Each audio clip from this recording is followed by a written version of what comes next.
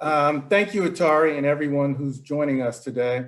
I'm Emil Hill. I'm an Executive Vice President of Weber Shandwick's Public Affairs Division, where I provide counsel to a wide range of clients on crisis, reputation management, corporate social responsibility, and advocacy. I'm glad to be here today to help facilitate what I'm hoping is the last of a number of really insightful conversations. This one about objectivity, or actually often the lack of objectivity in journalism and in communication, especially as it relates to the Black experience, people of color writ large, racial injustice, and certainly the disparities we're seeing each day. This topic has been pervasive across society in recent months. And for those of us on the panel, it's been a common theme in our personal and professional lives. I'm thrilled to be joined by my friend, Wes Lowery.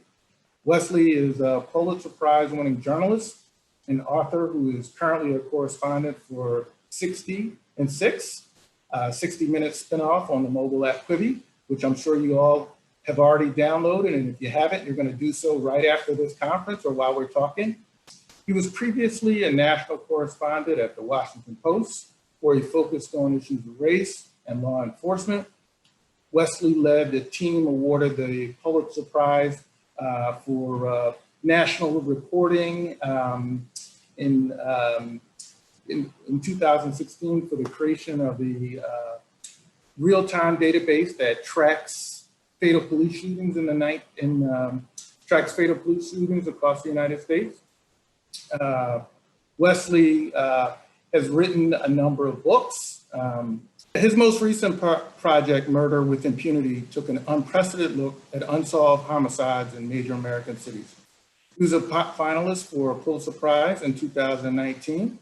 His book, They Can't Kill Us All, Ferguson, Baltimore, and a New Era in America's Racial Justice Movement, was a New York Times bestseller. He was also awarded the LA Times Christopher Ishwood Prize for autobiographical prose. So he's done quite a bit, and I'm really proud to be able to bring him here for you guys to talk to today. I'm also equally as excited to bring my friend and colleague, Ty Wingfield, to the panel today. We'll talk about the role business and business leaders have in helping create safe spaces for dialogue, civility for employees, and communities where they all live. Ty launched and leads our organization's Diversity, Equity, and Inclusion Office, which is a subset as part of the United Minds, our management consulting unit. In her role, she closely works with CEOs, chief communication officers, diversity leaders, and multinational corporations. She helps design, deploy, and measure diversity and inclusion initiatives and strategies. Ty has created and leads our global structural and equities task force. As you might imagine, there's been a good deal of conversations about the need for racial justice, and it has caused a lot of our clients to come to us. And Ty has done an amazing job to bring the best and brightest across our organization to address these issues. So I could go on and on talking about Ty and Wesley, but really what we're here to talk about today, and I want to make this clear, is objectivity in journalism and communication. Leaders across many organizations, especially in the media, have often spoke out against bias. Some have even made comments, and others have taken critical steps towards rooting out bias from their organizations. But we've got a ways to go. But let me acknowledge and identify and quantify the lack of objectivity, conscious and unconscious bias, and accept that both conscious and unconscious bias is rooted in historical power structures in many of these organizations that we turn to every day. Recently, Wesley pointed out in a really interesting opinion piece, the contours of acceptable public debate have largely been determined through the gaze of white ethics, which is accepted as objective journalism, but in reality is based on many, many subjective decisions that are made every single day. And at the same time, leaders of these organizations act as de facto gatekeepers, making large and small decisions based on their own personal experiences, clearly their worldview. Decisions that, despite their best intentions, may not reflect the needs of their employers, customers, and people like me and other people of color. Let me just provide a little context of the diversity landscape in which journalists are writing about every single day. Currently, there are just 3 Black CEOs of all the Fortune 500 companies in America. There's only ever been 1 Black woman who's held the title of CEO of a Fortune 500 company. Just 38.6% of Fortune 100 CEOs are held by women and minorities. Only 23% of the open board seats that are filled every year are comprised of people of color. Among all companies, that's public and small, out of 100 employees, Black people only make up 3% of executive or senior level roles. It's been 50 years since the first Black journalist appeared in a mainstream American newsroom. Just let that sink in for just a minute.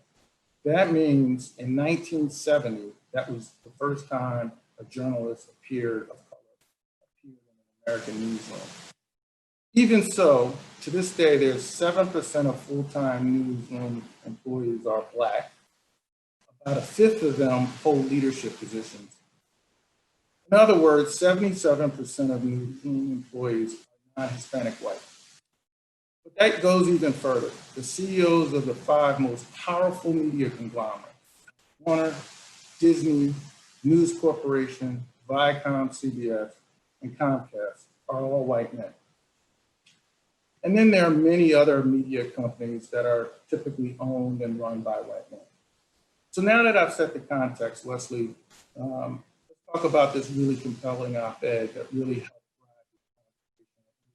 drive the conversation on the issue of objectivity in journalism. Lots of people have read it, I'm sure, but those of you who haven't, I'm wondering if you could talk about the piece and give us some examples of what you're seeing that's perpetuating.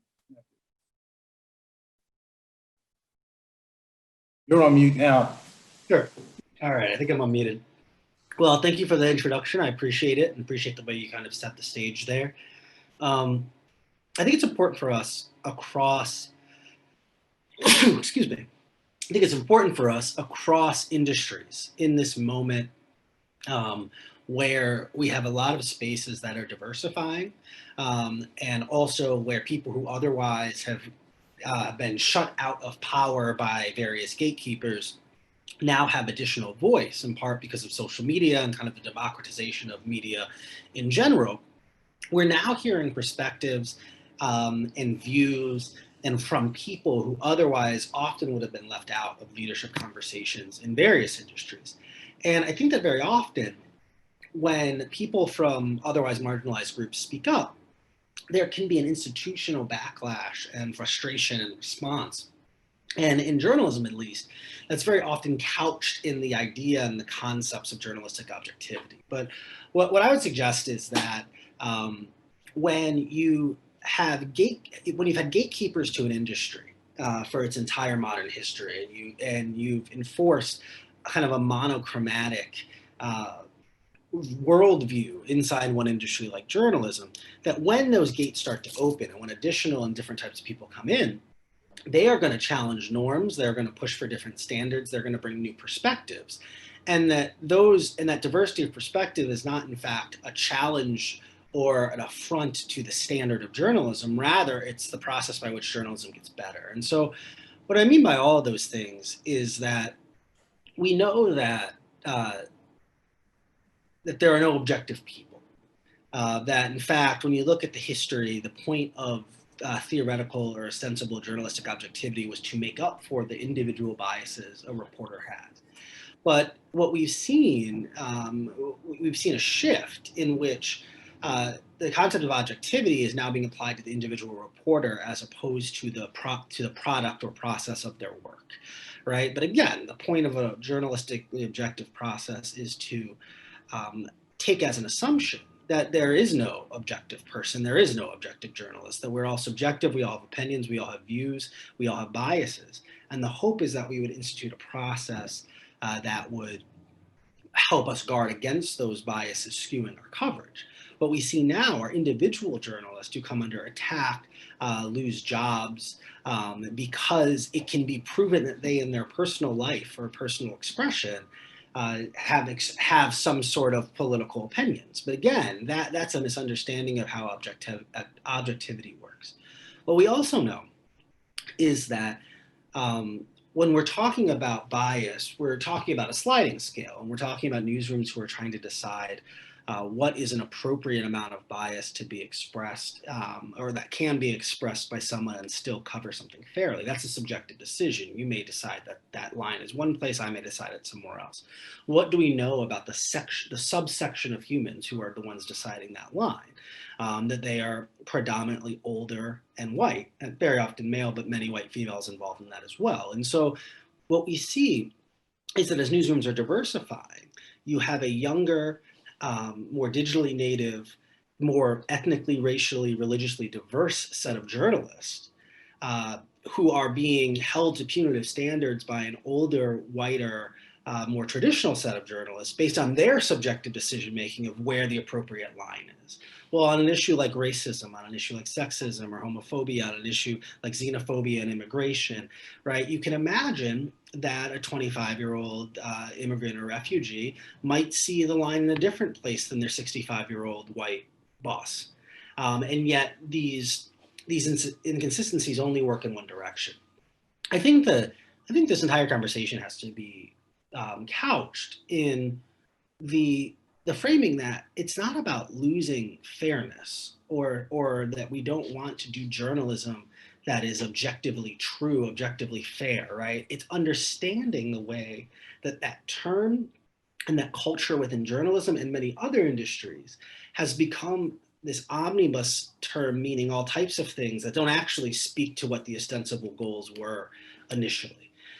That the point that neutrality is different than fairness, that balance is different than fairness. And then again, the expectation that we would all, that any journalist would be absent of any bias is just not a realistic one. And so it's a conversation that's been happening in journalism for a long time about what that looks like, about how we reframe our thinking and our conversation. But I don't, I certainly wasn't one to start it. But I think it's going to be interesting to see where this conversation keeps going as we move forward. Thank you, Wesley. I'm just wondering, there have been some shifts since Ferguson, and perhaps even as earlier as this summer, with the willingness of media and corporate language to use language that was really considered off limits not long ago, like the term Black Lives Matter, white supremacy, racism, and even anti-racist. Can you speak to that change a little bit, or is this just a flash in the pan? Sure. I mean, I think there are a few different things. The first is that language evolves as society evolves. That it was a radical decision for Black people to call themselves Black in the 70s as opposed to Negro. And by the way, a decision that currently we might assume was the backlash was coming from more moderate or conservative folks, but in fact, most Black Americans didn't like the term Black at the time. And so the reality is, if our job as storytellers or as chronicles of short-term history is to reflect reality, our language is going to evolve. It has to, because our society evolves. Words take on different meanings, they take on different context. Culture moves and shifts. And so it's unsurprising to me that 5 years into this conversation, 6 years into this conversation, these lines would start to shift a little bit. I think the shifts that are more interesting to me, in fact, are the shifts in language around how we interact with law enforcement and the deference to which we give law enforcement on these various issues. I think that for a long time, mainstream media, newspapers, local television stations took police accounts and official accounts, no matter who that person is, as ordained truth, as the Bible, right? If the police said it happened, then it did. What the rise of cell phone cameras and body cameras have demanded is that we adjust and reassess the assumptions with which we take government accounts. That just because the police say Walter Scott was tasing the officer doesn't mean it was true. Just because the police say George Floyd was resisting doesn't mean it was true, and we've now seen that, and I think it's caused a grapple in journalism with the extent to which if we have these videotaped incidents in which we know the police version was not true, we know it was factually inaccurate, what about all of the other cases where there are not video? And what responsibility do we have? We are the people writing about this and introducing these incidents to the public to couch or caveat our language as to not provide people with an overly assured belief about the truth of what happened if we genuinely don't know that we can trust the police to have crossed all their T's and dotted all their I's and told a complete truth. I think that shift is interesting. It's still not complete. We still see police jargon showing up in ostensible objective news reporting all the time, be it officer-involved shooting or killed in the line of duty or any number of other statements that are not neutral or objectively true, but rather are taking on law enforcement nomenclature. But I think that shift is as interesting as anything else, right? The automation with which we for so long have taken on police narrative and then propelled it, as opposed to what the videos have forced us to do, which is slow down and actually ask follow-up questions, and not just peddle what the police say happened, because as we know, the police are not objective observers of these incidents. They are in fact involved, biased parties. Ty, the Weber-Shandwick research team recently completed some analysis on the change of how consumers use this language before and after the death of George Floyd. Can you give us some background on what they found and the implication for communicators? Sure. No, absolutely. Thank you, Emil and Wes. Systemic racism and related terminology was all but absent, specifically from the workplace earned in social media landscapes prior to George Floyd's murder. Prior to his murder, the average monthly workplace related mentions of terms like Black Lives Matter, systemic racism, systemic injustice were in the hundreds. Now, what we're seeing is the average in the thousands and tens of thousands for some terminology. And that's that's a difference of 6 months. Right? It's a short period of time. I think George Floyd's murder brought to light issues of systemic racism that had previously gone unconfronted. Clearly they existed, but they had gone unconfronted in workplace and business settings specifically. Race and racial injustice as words and as issues we know are not new, but race has always really been considered the third rail in society and in our workplaces. We don't want to grapple with our ugly history, which means society has turned a blind eye to the inequities that persist as a result.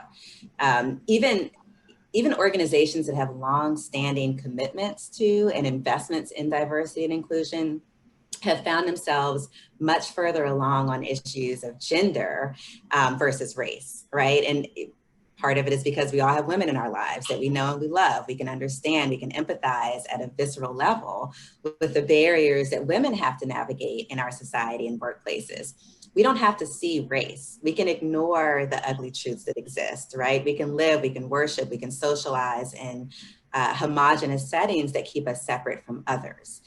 So all of that could be ignored for the most part until June of this year. And I think as Wes mentioned, with the rise of social media and video, these images, you can't ignore them. You can't deny that this is happening, right? It is a truth. And people in organizations alike were really forced to face these issues head on. And I think that's why we're seeing this sort of evolution in the use of language. And the conversation has really maintained its momentum, expanding into different industry sectors with new initiatives continuing to be announced. So organizations that previously only used the term diversity or inclusion almost exclusively began using the term racism in June and beyond, which is it's really interesting. It's more direct language. Systemic racism has become an important and unavoidable component of our workplace conversations at this point. Those who do avoid it, to your question around the implications for communicators, those who avoid it do so at the risk of intense criticism and reputational harm. Our research arm, KRC, published data recently that shows consumers are taking notice of organizations' treatment of employees and their commitments to D&I. And they're making decisions about which organizations they will and will not do business with based on these actions. So there are some huge implications that are negative, but also positive implications for organizations that are willing to take a stand, willing to take action, in the way of employer morale, retention, recruitment.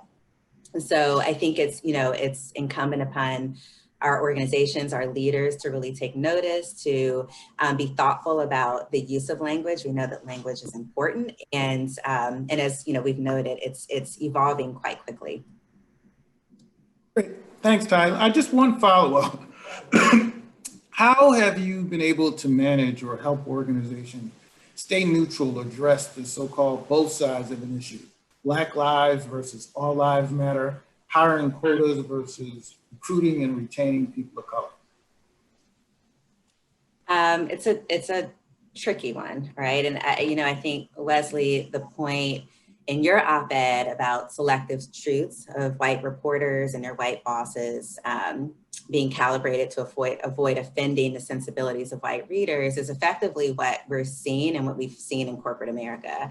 This need to stay neutral or to appeal and make the majority or dominant culture feel comfortable is a reason why our diversity and inclusion efforts are failing. As communicators, we know, as I mentioned earlier, we know there's power in language. The words that we use play a role in how we see the world. Consistent, direct, accurate language is important.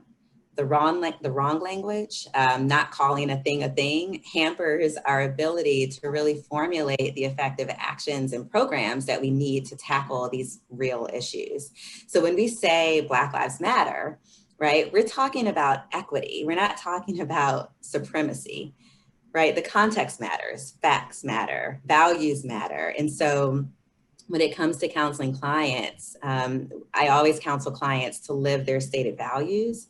Every decision, every statement that they make should connect to their values. If inclusion is a value, if the fair and equitable treatment of everyone is a value, if trust and respect are values, then you'll oftentimes find there's a very clear side and a clear strategy, a right and a wrong. Making the right decision aligned with your values does not mean that decision will not come with a cost. We know that whenever there's a major change, organizational change underway, we know that from change management, 20% of employees will not be on board with that change. That's a given. Organizations are arguably right now undergoing the largest transformation that many have experienced.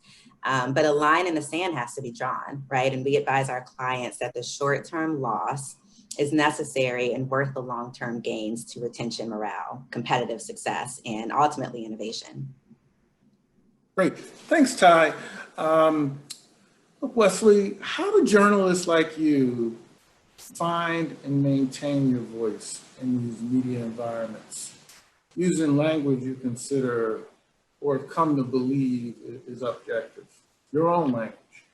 Sure. I mean, look, because most journalism relies on a pyramid scheme of subjective decision making, you can try to, long before you're actually writing the sentences, apply pressure to those other decisions that are made in order to help do journalism you can be proud of. So what I mean by that, for example, is, so look, I'm not a columnist other than the occasional piece I've written here and there. I'm a reporter. I write, I do on-camera work, but I can live my values through the stories that I choose to tell, through the perspectives I seek out, through the, and I think that's very important for me. For the years I was at the Washington Post, I used to think to myself, the Washington Post appears on the desks of hundreds of most powerful people in the world, up to and including on the Resolute desk in the Oval Office every morning. What's a story I can put on the front page of the Washington Post that wouldn't be there otherwise? What's a perspective I can put there, a story I can tell, a place I can take people, and what's the potential impact of that, right? And so when we're telling stories of police violence, when we're telling stories of unsolved homicides, and when we're trying to contextualize and complicate people's perceptions of Black Americans or other marginalized groups of people, and suddenly placing those stories in front of other people, in front of powerful people, that's a means of living and carrying out my values as a human as well as a journalist, right? And so I think that that's a really big part of it. I think that, again, there are so many subjective decisions that go into every piece of content, from who you talk to who you focus on, to why this story instead of that story, that there's a way to make those decisions without having to compromise your values, and also without having to turn every day in the office into some massive ethical fight over why I won't do this or will do this, right? In many cases, you can just provide an alternative. I want to work on this story about this thing, and if it's a good story, it's a good story. Thanks. Ty, this one's for you. How does this trend of obscuring truth translate in the corporate world? What do you see organizations struggle with most? They're struggling with a lot. I think what we're hearing often is this sort of myth of meritocracy. Meritocracy just on its own is a worthy goal, but embedding a true meritocracy is hard. Meritocracy, I think, whether it's intentional or unintentional, is a way of perpetuating systemic biases and sanctioning discrimination, right? And so we see organizations that are really pushing and trying to do the right thing, trying to advance on their diversity, equity, and inclusion goals. They have buy-in, from the most senior levels that this is something we need to do, we need to take seriously. But when it gets to, okay, what are the challenges, what's broken within our systems, you come up against this pushback that we're a meritocracy, right? The best survive, the best advance, and that's what's at the heart of how we operate and function, right? So, it's a challenge in breaking down those barriers, really uncovering what's broken, understanding that, our systems, our processes as organizations were built and developed by the dominant culture. So, as we talk about objectivity and subjectivity, how we operate, how we function, how we review and assess who's worthy and who isn't, who gets, access to relationship capital and who doesn't, it's not based on merit. When we talk about what's at stake for organizations, I mean, everything, right? Employee trust is at stake, employee loyalty, retention, customer loyalty, innovative success, and I mean, on and on and on, right? Everything is at stake. If you're not really doing the work, and the work is hard, it's eye-opening, it's challenging, you'll have a lot of stops and starts, but if you're not willing to do the work, everything is at stake. Thank you. Well, last question for both of you. So if the majority of the content and the communications we're seeing is largely driven from white leadership teams, how can my peers and colleagues in communications help drive meaningful and material change? I think a part of that is seeking out reporters of color. I think that's staffing in your own spaces with people with diverse perspectives who are going to pitch diverse stories, who are going to think of diverse angles. I think, unfortunately, we know that because there are so many fewer journalists and reporters doing the work today than there were even just a few years ago, that there's even more reliance on comms and PR and other folks in terms of helping frame and contextualize. And so again, sometimes that work of the initial round of research might fall on you and your colleagues. But again, I think that one of the biggest things we can do in this space and all these issues is be aware that these dynamics exist in the first place. That so often the struggle and the push and pull is the handful of people of color who are intimately aware of how these systems function, and everyone else who is blissfully ignorant of it. And so I think even having these conversations help us take proactive steps to address a dynamic that is real, as opposed to pretending that it's not. Ty, what's your take? I think HR and diversity and inclusion officers should absolutely take the lead in championing and facilitating equity. Communicators and communications play such a critical role in defending both, people and the reputation of the organizations that you represent. So, it's incumbent, I think, on all leaders to protect and support employees, or of course, risk being on the wrong side of history. And I think the role that communicators play in our organizations is in advancing diversity, equity, and inclusion is a piece that's oftentimes overlooked, but it's really, and I say this a lot, it's the glue that makes change stick. If we are, in fact, really working to re-engineer the way our organizations operate and behave, that requires that we listen, that we learn, that we understand, that we're engaging. It requires fostering trust with existing and new partners and stakeholders. And so communicators they're really at the heart of this work, and they have a responsibility to connect the dots and really bring in these diverse voices and perspectives and ensure that they're being heard and their ideas are being validated. Looks like we're almost at time. Thank you, Ty and Wesley, for some really insightful answers to some amazing questions on an important issue. I'm not sure how many questions we'll be able to take from the audience, so I'll turn it over to you, Paul. Sure, I'm very happy to take a few questions. I wasn't sure, because we're running a little late, whether we were intruding on Wesley's time on other issues. But if you can hang around for a few minutes. Sure, just a few minutes. We'll do a question or two. I'd love to take some questions. While I'm waiting for other people, Ty, you're the first person that I've sort of heard directly address this, I think, without prompting. But how do you deal with the resistance within organizations to pushing this issue to the forefront? And does it worry you that the resistance is sort of pushed underground in a way that it's sort of a seething, simmering discontent rather than a part of the discussion? That's a great question. I think data is important. Data, insights, analytics plays such a critical role in the work that I do and the work that that diversity practitioners do. And so, while our day-to-day clients, they're on board, they get it, they understand it, and I mentioned this, you might have a segment of your population who doesn't understand it, isn't on board, sees it as reverse discrimination or, a kind of ploy to push them out of the organization, right? When diversity is really about bringing everyone to the table, providing equitable opportunities.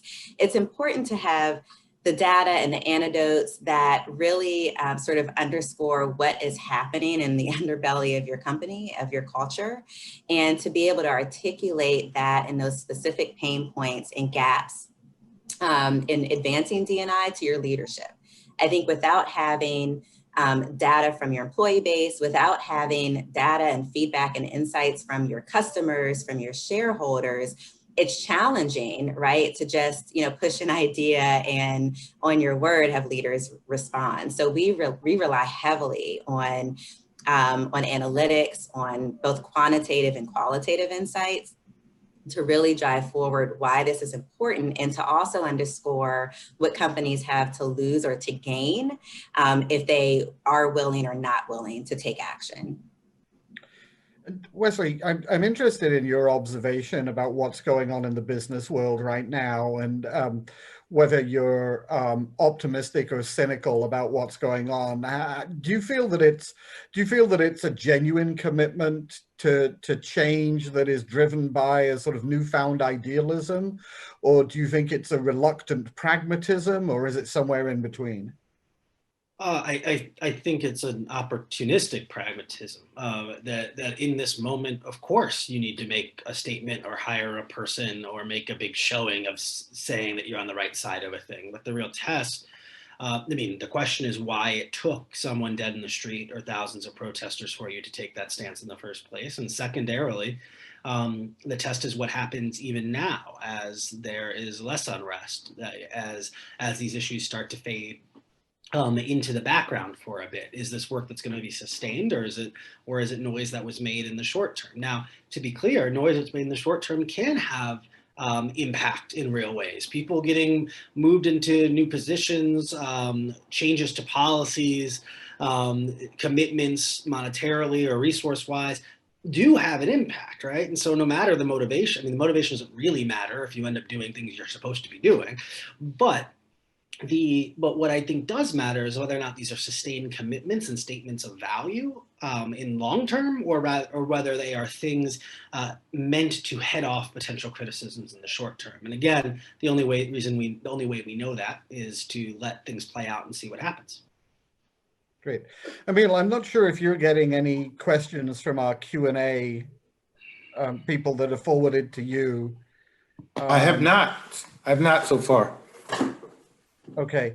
In that case, I'm a little surprised, because that was all very provocative, and maybe people are still reeling from some of those ideas. I am fascinated by this notion of objectivity and balance, because I've been a journalist for 30 years, and I have the same reaction to it that you do, Wesley, the difference between a journalist who has a point of view in his private life and the way in which that journalist, he or she, writes about an issue, but also the way balance has affected our coverage of so many issues, climate change, even the COVID pandemic. How much of that is belief in an outmoded definition of objectivity, and how much of it is that one side has been so good at working the refs that there is a fear of taking a stand or appearing to side with science over conspiracy theory? I think it's both of those things. I think it's a mixture of the two. Now, again, objectivity is never meant to mean balance. If you have one person who is saying the sky is blue and the other person who's saying the sky is red, those two people should not receive the same amount of coverage or attention or be presented as equals or two sides of a debate. And yet very often we see that happening in all types of media, and have seen it happening. Climate change is an excellent example. Go back to gay marriage debates here in the States and elsewhere. We saw this frequently. You'd have a nice profile of a lesbian couple who lives in the community, and you'd find whatever bigoted pastor you can to slam a quote from him in there too, so to prove that you had heard from both sides of the debate. I think that beyond that, though, objectivity not only was never meant to mean balance, it was also never meant to mean neutrality. If I write about a murder, you shouldn't walk away from my piece feeling neutral about it. The murder is a bad thing. And so I think that there are, and so again, I think that term has grown and shifted and expanded to mean in practium things that are very different than what it means in definition. And I think that is, and I think that that's not good for us. I do think that we see both sides of the aisle work the refs. I think one does it much better. I think one does it more shamelessly. What's also true is that if you're playing basketball, the team that commits more fouls has more fouls to complain about that they weren't really ones, right? And so the suggestion that this is an equal or zero-sum game to begin with speaks to a false balance, that it is not necessarily true that every politician lies the same amount of times, and therefore if you're a fact checker, there should be some level of parity in how many people you check. And yet we very often try to create we very often try to create a false parity to project to people that we are fair. And what I would suggest, and what the history of journalism, certainly in America, suggests, is that that's a business imperative that has nothing to do with actual journalism or our ethics. It's that we can sell more newspapers if more people theoretically trust us. But if getting more people to trust us requires us lying, then I don't think we should do that. So I think that we as an industry have to grapple with that if half of your population doesn't believe the truth, how far are you willing to cater to that half of the population so they'll buy your newspaper or click on your links? Yeah, I mean, I'm going to end with what I hope is a appropriately provocative question, at least for our audience, if not necessarily for the journalists in the room. This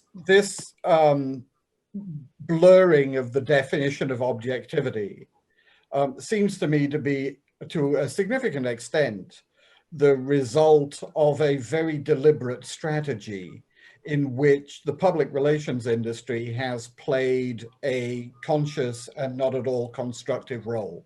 If you go back to look at issues related to the tobacco industry, to climate change, to vaccines, public relations people have acted as merchants of doubt. They have manufactured controversy where none existed for fairly cynical ends. How confident I mean, first of all, do you agree with that assessment?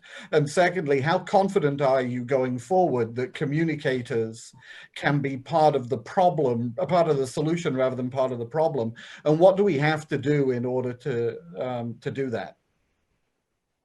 Well, sure, I don't disagree with your premise at all. I think that when we talk about the universe of information, the journalists are theoretically the only people in that mosaic, in that universe, whose utmost commitment is to the truth or to fairness. That someone who is working comms on behalf of an interested party is working on behalf of their client, whether that client is Philip Morris or the NRA or the President of the United States. Now, we would like to believe that an ethical person working in that space would still be tethered to the truth in some way, but we all were born on a day, but none of us here were born yesterday, right? We all know that plenty of people we work with are not operating ethically, are willing to bend rules. Again, their loyalty is to the person who's paying the paycheck, which is the client. Right. This is also true, by the way, of the clients themselves, of the politicians themselves, of the companies themselves. There is not, I don't think there should necessarily be an assumption that they're telling the truth, that they want the truth to be out or understood truly, right? And so it's unquestionably true that folks whose job are to package and contextualize the information are very often packaging and contextualizing in ways that are advantageous to them or their clients, their bottom lines.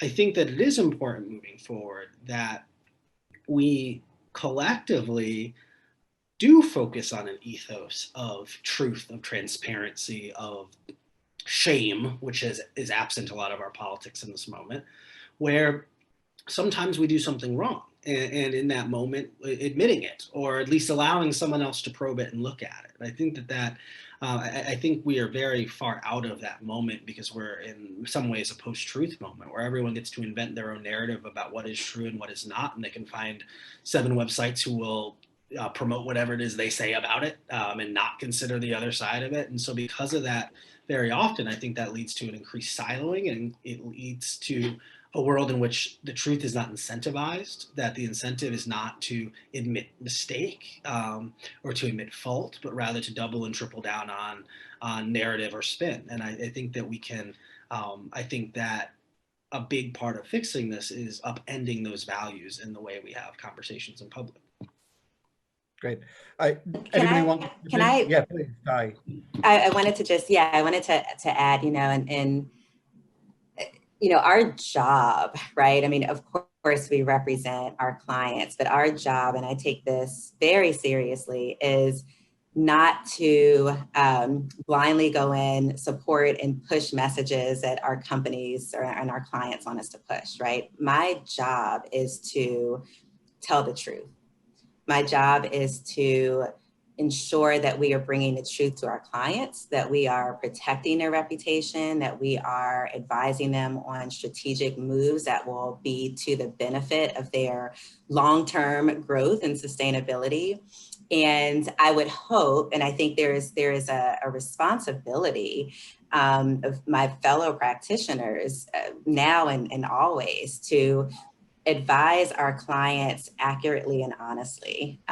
Be honest about what their stakeholders want, what they're demanding, what they expect. Be honest about what their employees are saying and hearing and expect from them, and push them in the right direction, right? I mean, it's, of course, we've in history, we've seen, others in our industry really go in the wrong direction and really operate solely for the benefit of the organization without looking at the broader sphere of what's happening externally, right? And positioning them in the strongest way.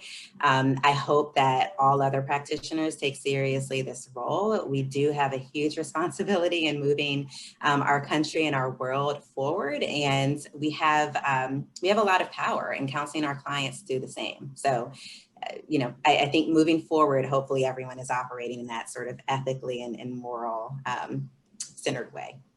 Yeah, Paul, I'll just close with, because I know people want to run.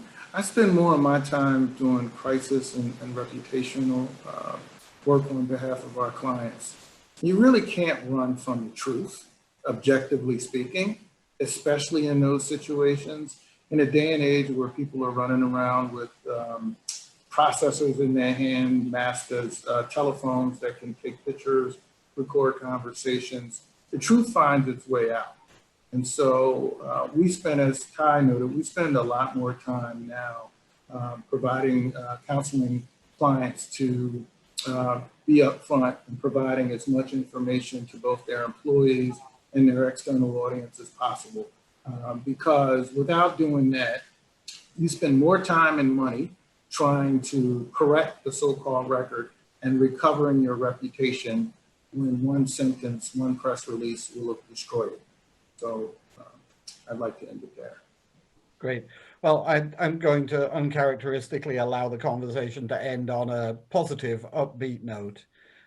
Goes against all of my instincts, but there you go. Thank you very much, everybody. Thank you, Wesley, for what I thought was a very efficient in the time allotted deconstruction of the dusty old notion of objectivity. Really appreciate it. That brings us to the end of what I think was with the technical problems that interrupted the second session. Notwithstanding, a really impressive day of content. I found Sally Sussman's remarks on not only what Pfizer was doing to promote science in a difficult environment, but the role corporate affairs has played in the virus response to be inspiring. I thought that the discussions on diversity inclusion, both the early discussion sponsored by Zeno and this discussion from Weber Shandwick and Wes Lowry, to be totally on point and very necessary. We looked at fake news. We looked at the way in which the pandemic has changed client relationships and marketing itself. We looked at techlash and the culture of Silicon Valley. And I think in the course of basically 5 hours, we addressed some of the biggest issues that are facing our industry and our world. Thank you very much to those of you who were able to stick with us through all of that. My apologies again for the technical problems that we experienced. This is the world we're living in now. We have another great day of content tomorrow. Conversation with Shekhar Gupta, which I think will be a great way to start the day. A look at communicating with humanity and building communities and credibility and capturing audiences, the 3 C's approach to media activation, which will end the day. I hope many of you will be back for that. But before that, of course, at 4 p.m. Eastern Time, in just about 3 hours, we will be holding our Global Sabre Awards ceremony. I need to put on a suit. but we're looking forward to counting down the 40 greatest public relations programs of the last year. We're looking forward to naming our agencies of the year, as we always do. And also, because this is still 2020, taking a look back and identifying the agencies of the decade, those firms that have really outperformed over the last 10 years. All of those will be honored this evening, and I hope many of you will be able to join us. Until then, thank you very much indeed, and see you later.